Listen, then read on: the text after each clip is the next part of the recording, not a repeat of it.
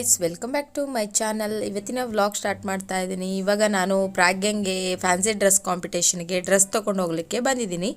ಇವಾಗ ಡ್ರೆಸ್ ಎಲ್ಲ ಹಾಕಿ ನೋಡಿಲ್ಲ, ಸೈಜ್ ನೋಡಿ ತೊಗೊಂಡು ಕೆಳಗೆ ಬಂದ್ವಿ.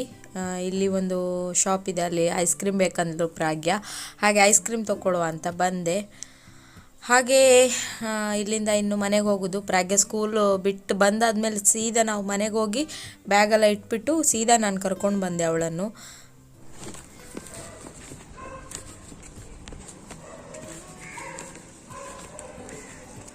ಪ್ರಾಗ್ಯಂಗೆ ನಾಳೆ ಫ್ಯಾನ್ಸಿ ಡ್ರೆಸ್ ಕಾಂಪಿಟೇಷನ್ ಇದೆ.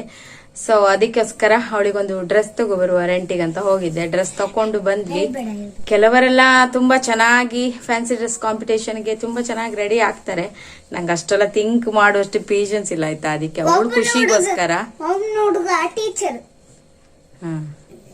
ಅದಕ್ಕೋಸ್ಕರ ನಾನು ಅವಳಿಗೊಂದು ಡ್ರೆಸ್ ತಗೊಂಡು ಬಂದು, ಅವಳು ಖುಷಿಗಷ್ಟೇ. ಅವಳು ಗೆಲ್ತಾಳೋ ಬಿಡ್ತಾಳೋ ನಂಗೆ ಗೊತ್ತಿಲ್ಲ, ಬಟ್ ಅವಳು ಖುಷಿಯಾಗಿ ಅವಳಿಗೊಂದು ಎಕ್ಸ್ಪೀರಿಯನ್ಸ್ ಆಗಲಿ ಅನ್ನೋದಕ್ಕೋಸ್ಕರ ಒಂದು ರ್ಯಾಬಿಟ್ ಡ್ರೆಸ್ ತಗೊ ಬಂದಿದ್ದೀನಿ. ಅವಳನ್ನ ಕರ್ಕೊಂಡೇ ಹೋದೆ, ನಾನೇ ಹೋಗಿ ತರುವ ಅಂತ ಇದ್ದೆ. ಹಾಗೆ ಅವಳನ್ನ ಕರ್ಕೊಂಡೋಗಿ ಸೈಜ್ ಎಲ್ಲ ಗೊತ್ತಾಗುತ್ತಲ್ಲ ಅವಳನ್ನ ಕರ್ಕೊಂಡೋದ್ರೆ. ಆದ್ರೂ ಅವಳು ಸುಸ್ತಾಗಿರುತ್ತೆ, ಬರುದು ಬೇಡ. ರ್ಯಾಬಿಟ್ ಮಲ್ಕೊಂಡಿದೆ. ಓಯ್ ರ್ಯಾಬಿಟ್, ಓಯ್ ರ್ಯಾಬಿಟ್.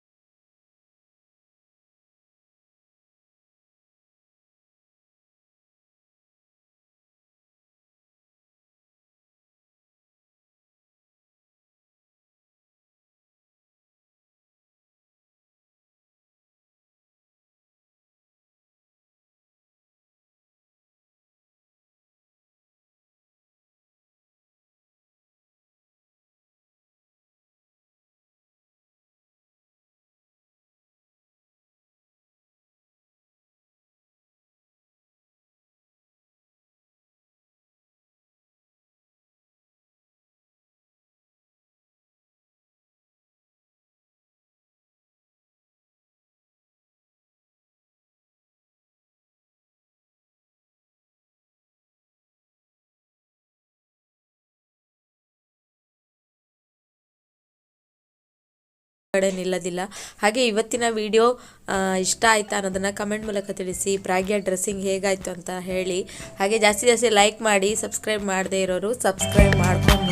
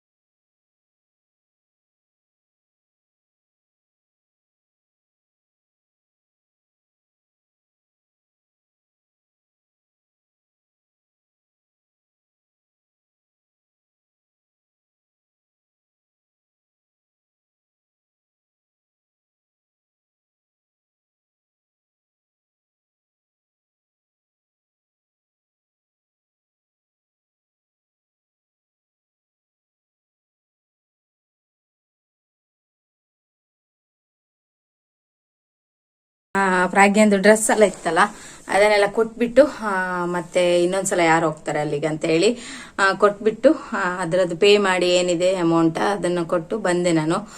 ಪ್ರಾಗ್ಯಂಗೆ ಫುಲ್ ಡೇ ಕ್ಲಾಸ್ ಉಂಟು, ಅವಳು ಸ್ಕೂಲ್ ಬಸ್ಸಲ್ಲಿ ಬರ್ತಾಳೆ. ಹಾಗೆ ನನಗೆ ಅವಳದ್ದು ಪರ್ಫಾರ್ಮೆನ್ಸ್ ಮಾಡುವಾಗ ವಿಡಿಯೋ ಮಾಡ್ಲಿಕ್ಕಾಗಿಲ್ಲ, ಬೇರೆಯೊಬ್ಬರ ಹತ್ರ ಮಾಡ್ಲಿಕ್ಕೆ ಹೇಳಿದ್ದೀನಿ, ಅವ್ರು ವಿಡಿಯೋ ಕಳಿಸ್ತೀನಿ ಅಂತ ಹೇಳಿದ್ದಾರೆ. ಏನ್ ಮಾಡಿದಳು ಅದನ್ನ ಶೇರ್ ಮಾಡ್ತೀನಿ. ಮಕ್ಳಿಗೆ ಹಾಗೆಲ್ಲ ಸ್ಟೇಜಲ್ಲಿ ತುಂಬಾ ಜನ ನೋಡಿದಾಗ ಸ್ವಲ್ಪ ನರ್ವಸ್ ಆಗ್ತಾರೆ, ಆದ್ರೂ ಚೆನ್ನಾಗಿ ಮಾಡಿದಾಳೆ. ನಾನು ಅವಳ ಮುಖ ನೋಡ್ಲಿಲ್ಲ, ಯಾಕಂದ್ರೆ ನಾನು ನೋಡ್ತಾ ಇದ್ರೆ ಅವಳು ನನ್ನನ್ನೇ ಅಬ್ಸರ್ವ್ ಮಾಡ್ತಾ ಇರ್ತಾಳೆ. ಸೊ ಹಾಗಾಗಿ ನಾನು ಅವಳನ್ನು ನೋಡ್ಲಿಲ್ಲ, ನಾನು ಬೇರೆ ಕಡೆ ನೋಡ್ತಾ ಇದ್ದೆ. ಹಾಗೆ ಮಕ್ಳಿಗೊಂದು ಸ್ಟೇಜ್ ಫಿಯರ್ ಏನಿರುತ್ತೆ ಅದು ಹೋಗ್ಲಿ ಅನ್ನೋದಕ್ಕೋಸ್ಕರ ಪರ್ಫಾರ್ಮ್ ಮಾಡ್ಲಿ, ಸ್ವಲ್ಪ ಅವ್ರಿಗೆ ಅಭ್ಯಾಸ ಆಗ್ತದೆ. ಗೆಲ್ತಾರೋ ಬಿಡ್ತಾರೋ ಅದು ಸೆಕೆಂಡ್ರಿ, ಆಯ್ತಾ. ನಾವು ಎಲ್ಲದಕ್ಕೂ ಮಕ್ಕಳಿಗೆ ಸಪೋರ್ಟ್ ಮಾಡಬೇಕು, ಗೆಲ್ಲೇಬೇಕಂತ ಯಾವುದೇ ಪರ್ಫಾರ್ಮೆನ್ಸ್ ಮಾಡೋದಲ್ಲ. ಪಾರ್ಟಿಸಿಪೇಟ್ ಮಾಡಿ ಅವರಿಗೊಂದು ಹೀಗೀಗೆ ಇರ್ತದೆ, ಫ್ಯಾನ್ಸಿ ಡ್ರೆಸ್ ಕಾಂಪಿಟೇಷನ್ ಅಂದ್ರೆ ಹೀಗೆ ಇರ್ತದೆ, ಹೀಗೆ ನಾನು ಮಾಡಬೇಕು. ಹಾಗೆ ಮಕ್ಕಳದ್ದೆಲ್ಲ ನೋಡಿದಾಗ ಅವರಿಗೂ ಒಂದು ತಲೆಯಲ್ಲಿ ಐಡಿಯಾ ಬರ್ತದೆ, ಹಾಗೆ ನಮಗೂ ಒಂದು ತಲೆಯಲ್ಲಿ ಹೀಗೆ ಮಾಡ್ಬೋದಂತ ಐಡಿಯಾ ಇರ್ತದೆ. ಅಂದ್ರೆ ಈ ತರ ಪರ್ಫಾರ್ಮೆನ್ಸ್ ಮಾಡಿದಾಗ ನಿಮ್ಗೆ ಜಾಸ್ತಿ ಪ್ರೈಸಸ್ ಎಲ್ಲ ಸಿಗುದಿಲ್ಲ. ಅಂದ್ರೆ ನಾವು ಕಾಸ್ಟ್ಯೂಮ್ ಎಲ್ಲ ಹಾಕಿ ನೀವು ಏನಾದ್ರೂ ನೀವೇ ಆಗಿ ಓನ್ ಆಗಿ ಥಿಂಕಿಂಗ್ ಅಲ್ಲಿ ಆ ತರ ಮಾಡಿದಾಗ ನಿಮ್ಗೆ ಪ್ರೈಸ್ ಸಿಗ್ತದೆ. ಆದ್ರೆ ಅಷ್ಟೆಲ್ಲ ಮಾಡೋಷ್ಟು ಪೇಷನ್ಸ್ ನಂಗಿಲ್ಲ, ಆಯ್ತಾ. ಅದೆಲ್ಲ ಮಾಡ್ಬೇಕಂದ್ರೆ ತುಂಬಾ ಪೇಷನ್ಸ್ ಇರ್ಬೇಕು, ಹಾಗೆ ಒಂದು ಕ್ರಿಯೇಟಿವ್ ಮೈಂಡ್ ಇರ್ಬೇಕು. ಮೈಂಡ್ ಇದ್ರೂ ಕೆಲವೊಂದ್ಸಲ ಉದಾಸೀನ ಆಗುತ್ತೆ, ಈ ತರ ಮಾಡೋದ್ ಬೇಡ ಅಂತೇಳಿ. ಆತರ ಕ್ರಿಯೇಟಿವಿಟಿಗೆ ಜಾಸ್ತಿ ಜಡ್ಜಸ್ ಪರ್ಫಾರ್ಮೆನ್ಸ್ ಮಾಡಿದಾಗ ತುಂಬಾ ಇದು ಕೊಡ್ತಾರೆ, ಇಂಪಾರ್ಟೆನ್ಸ್ ಕೊಡ್ತಾರೆ, ಅದಕ್ಕೆ ಜಾಸ್ತಿ ಪ್ರೈಸ್ ಬರೋದು. ತುಂಬಾ ಚೆನ್ನಾಗೆಲ್ಲ ಮಾಡಿದ್ರು ಕೆಲವರೆಲ್ಲ, ತುಂಬಾ ಕ್ರಿಯೇಟಿವ್ ಆಗಿ ಇದು ಕ್ರಾಫ್ಟ್ ಪೇಪರ್ ಅಲ್ಲಿ ಇದೆಲ್ಲ ಮಾಡಿ ಕೆಲವೊಂದು ಥೀಮ್ ಇಟ್ಕೊಂಡು ಬಂದು ಮಾಡಿದ್ರು ತುಂಬಾ ಚೆನ್ನಾಗಿ. ನಾವೆಲ್ಲ ಸುಮ್ನೆ ಒಂದು ಪರ್ಫಾರ್ಮ್ ಅಂದ್ರೆ ಮಕ್ಳಿಗೆ ಖುಷಿಗೋಸ್ಕರ ಮಾಡಿದ್ದು. ನಾನ್ ಬೇಡ ಅಂತಾನೆ ಹೇಳಿದ್ದೆ ಪ್ರಾಗ್ಯಂಗೆ, ಆದ್ರೆ ಅವಳು ನಂಗೆ ಮಾಡ್ಲೇಬೇಕು ಅಂತ ಹೇಳ್ತಿದ್ಲು. ಹಾಗೆ ನಾನೊಂದು ಅವಳಿಗೆ ಒಂದು ಡ್ರೆಸ್ ಹಾಕಿ ಮಾಡಿಸಿದೆ, ಅವ್ರ ಖುಷಿಗೋಸ್ಕರ. ಮಕ್ಳು ಖುಷಿಯಾಗಿರ್ಬೇಕಲ್ವಾ, ಅಷ್ಟೇ ನಮ್ಗೆ ಇಂಪಾರ್ಟೆಂಟ್. ಅದು ಗೆಲ್ಲುದು, ಒಬ್ರು ಗೆಲ್ತಾರೆ ಒಬ್ರು ಸೋಲ್ತಾರೆ, ಅದೆಲ್ಲ ಇಂಪಾರ್ಟೆಂಟೇ ಅಲ್ಲ, ಅಷ್ಟೇನೆ. ಓಕೆ, ಇನ್ನು ನಾನು ಸ್ವಲ್ಪ ಫ್ರೆಶ್ ಅಪ್ ಆಗಿ ಅಡಿಗೆ ಎಲ್ಲ ರೆಡಿ ಮಾಡಬೇಕು, ಮತ್ತೆ ನಾನು ವಿಡಿಯೋನ ಕಂಟಿನ್ಯೂ ಮಾಡ್ತೀನಿ. ಓಕೆ, ಬಂದು ಸ್ವಲ್ಪ ಫ್ರೆಶ್ ಆಗಿ ಇವಾಗ ಚಿಕನ್ ತಂದಿದ್ದಿತ್ತು, ಹಾಗೆ ಅದಕ್ಕೆ ನಾನು ಮಸಾಲೆ ಎಲ್ಲ ರುಬ್ಬಿ ಹಾಕ್ಲಿಲ್ಲ. ಹಾಗೆ ಸ್ವಲ್ಪ ಪೌಡರ್ ತಂದು, ಚಿಕನ್ ಮಸಾಲ ಪೌಡರ್ ಹೊರಗಡೆ ಸಿಗುತ್ತಲ್ಲ ಅದು ತಂದು ಹಾಕಿ ಇವಾಗ ಚಿಕನ್ ಸಾಂಬಾರ್ ನೋಡಿ ಆಗ್ತಾ ಉಂಟು. ಕುದಿಲಿಕ್ಕೆ ಇಟ್ಟಿದ್ದೀನಿ. ಸ್ವಲ್ಪ ತೆಂಗಿನಕಾಯಿ ರುಬ್ಬಿ ಹಾಕಿ ಚಿಕನ್ ಮಸಾಲ ಪೌಡರ್ ಇದೆಯಲ್ಲ ಅದನ್ನ ಹಾಕಿದ್ದೀನಿ. ಇವಾಗ ಮಸಾಲೆ ಎಲ್ಲ ತೆಗ್ದು ಹಾಕ್ಲಿಕ್ಕೆ ನಂಗೆ ಸುಸ್ತಾಗಿ ಹೋಗಿದೆ, ಬಿಸಿಲು ತುಂಬಾ ಹೊರಗಡೆ ಇತ್ತಲ್ಲ, ಹಂಗಾಗಿ ಅದನ್ನೇ ಮಾಡ್ತಾ ಇದ್ದೀನಿ. ಒಂದ್ ಕಡೆ ಅನ್ನಕ್ಕೆ ಇಟ್ಕೊಂಡಿದ್ದೀನಿ. ಪ್ರಾಗ್ಯ ಫುಲ್ ಡೇ ಕ್ಲಾಸ್ ಅಲ್ಲ, ಇನ್ ಮಧ್ಯಾಹ್ನನೇ ಬರುದು, ಅಲ್ಲೇ ಊಟ ಮಾಡ್ತಾಳೆ ಅವಳು. ಹಾಗೆ ಇದು ಕುದಿಲಿ, ನಾನು ಸ್ವಲ್ಪ ರೆಸ್ಟ್ ಮಾಡಿ ಮತ್ತೆ ಊಟ ಮಾಡೋದು.